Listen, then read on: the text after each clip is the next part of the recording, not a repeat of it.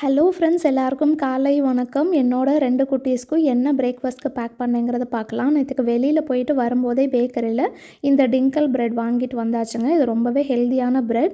நான் ஆல்ரெடி சொல்லியிருக்கேன், ஜெர்மனியில் அந்த க்ரஸ்ட்டு வந்து கொஞ்சம் ஹார்டாக தாங்க இருக்கும், உள்ளே நல்லாவே சாஃப்டாக இருக்கும்.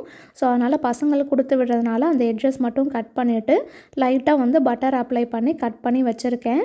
இதுக்கு பட்டர் அப்ளை பண்ணாலே நல்லா டேஸ்டியாக இருக்குங்க. அப்படி இல்லைனா ஃப்ரெஷ் க்ரீம்ஸ் கூட நம்ம ஸ்ப்ரெட் பண்ணி கொடுத்து விடலாம்.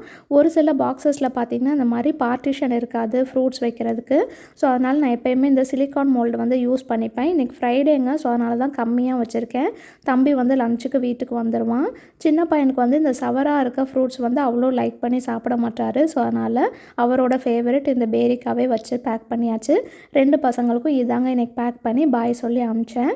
சின்ன பையன் பார்த்திங்கன்னா கிளம்புறதுக்கு முன்னாடி ஒரு 100 தடவை ஐ லவ் யூ சொல்லிவிடுவான். அதான் ஜெர்மனில் சொல்லிகிட்டு இருக்காரு.